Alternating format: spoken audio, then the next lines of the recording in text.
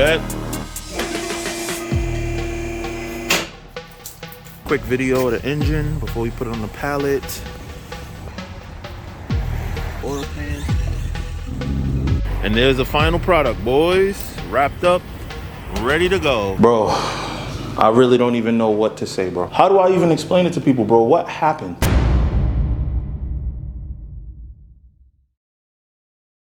Yo, what's up everybody? It's Steffi here from Mod to Fame, and we are back with another video. And look at that beautiful muscle car face. Look at that, I love this car, bro. I love the way this car looks, man.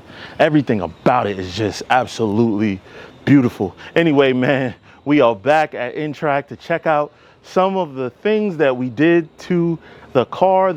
Yo, I remember these days, bro. Stock Kitty days. Man, Stock Kitty was fun, man. I had so much fun running my car completely stock. I think you just did the brakes on this. That's what it looked like. Looked like you just did the brakes.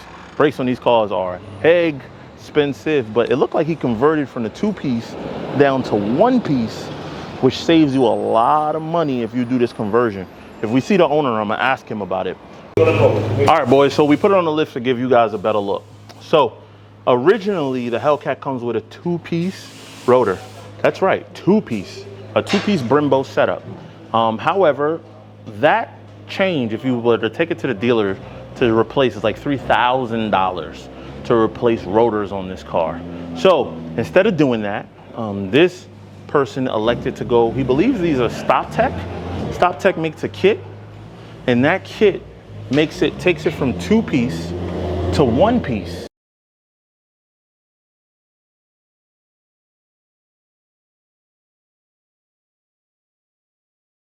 Yo, I just got a terrible phone call, bro. From Intrac. They put my car back together, they said. They put it all back together. And they said that after they put everything back together, put all the new parts, put everything back on, they went to start it. And it started, but it started smoking. And they said that they thought it would burn off, but it didn't burn off. It's still smoking. So they went to look deeper to find out what is causing this smoke, because my car doesn't smoke, never smoked. When it got there, it was running and wasn't smoking.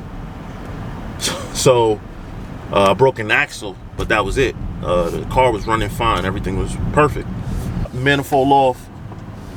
We dropped that manifold off to be reworked. The metal to be reworked because it kept cracking, so we wanted to put new metal. And we took it to a very well-known fabricator to do that.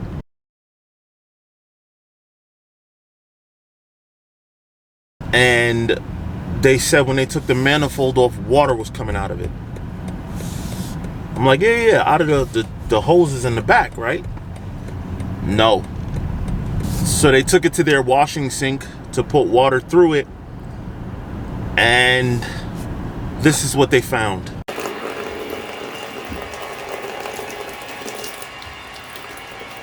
Pumping water into the brick,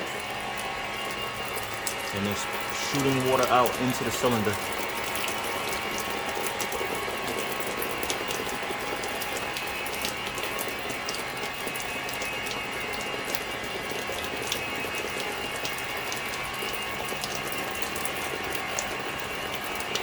Dog, that is water leaking into cylinder number 7 of my engine.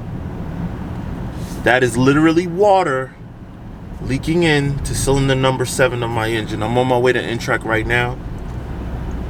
We're gonna drop the oil and see is there water in the oil. All right, boys, so I realized that I need to take a quick second and explain intake manifolds. Why is there water in it to be able to go into an engine? I don't understand. Okay, cool. Let me slow down a little bit and go back from the beginning. All right, engines. Matter of fact, we'll use this turbo BMW to explain. All right, boys, so If you look right down in there, there's a little silver guy. It's hard to focus, hard to focus. All right, down there, that's a turbo. That guy right there, that is a turbo. And that turbo pulls fresh air through this air box. And then it forces compressed air. It compresses that air even faster and charge it and pushes it into what is called an intake manifold, which is right up under here. This is the intake manifold right behind the throttle body. So in BMWs, the B58 specifically, that is an intake manifold. This intake manifold does not have water in it. So Stefan, how does yours have water in it? Well, in the higher models of BMWs, the M competitions and stuff like that specifically, the Hellcat, even from the factory, is the same way. It has these two intercoolers. They're called air to water intercoolers that are inside the supercharger. So my car, we carried that over. My Hellcat, we carried that over as well when we went turbo. There is a big, what's called an intercooler brick inside of my intake manifold. So what kept splitting on my intake manifold? It was the outside of it, the metal part of it. So we in turn decided that we were going to rework that metal. And when I say we, I talked to Intrac Vern. Vern said, hey, let's take this to M&S Goku, because he does a lot of fabrication work on metals. And I'm like, okay, that sounds good to me. Let's do it. Drop it off to him. No problem. So we took it to him because we trusted that he knew everything that he was doing. We got this intake manifold back, and as you can see, that intake manifold is now leaking water. He did change the metal. So during the process, somewhere in that process, that cooling brick that carries water through it got damaged. And now there's water going in my engine. Now, let's go to Intrac and see if there's water in the oil.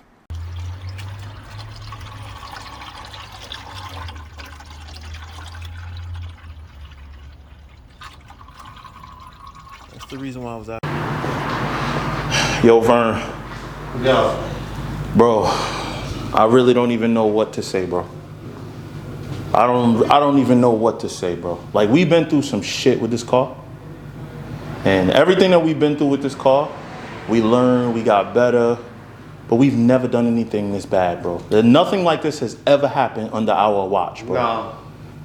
Bro, like, that shit was heartbreaking. how do I even explain it to people, bro? What happened?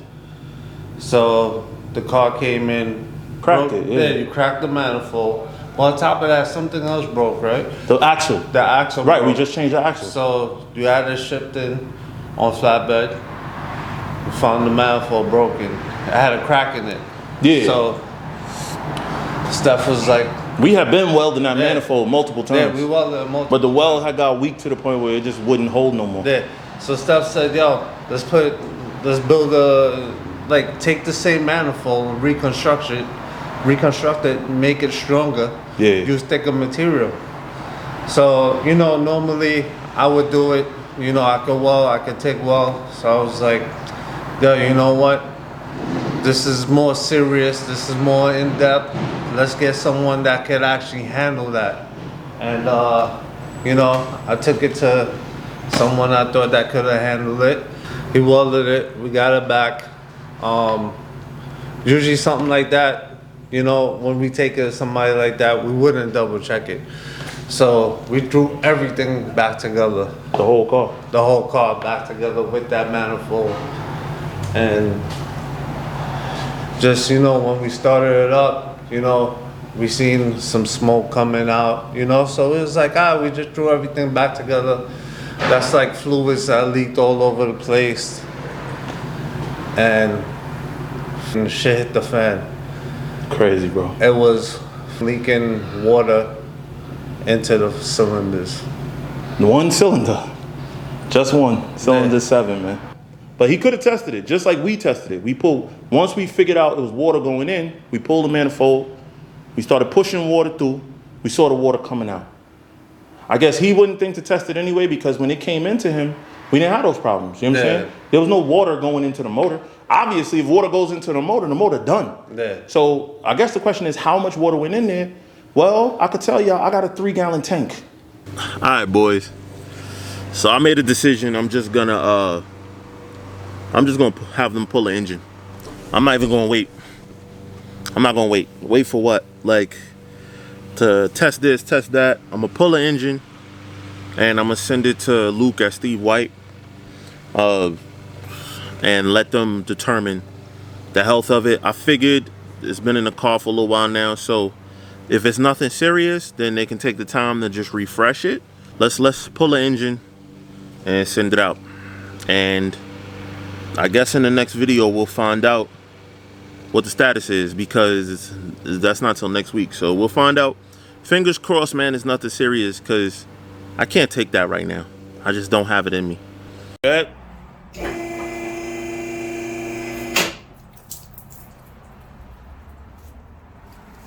Going.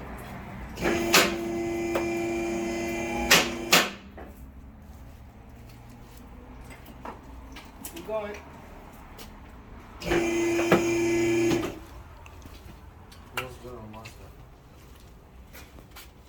Pretty much clear.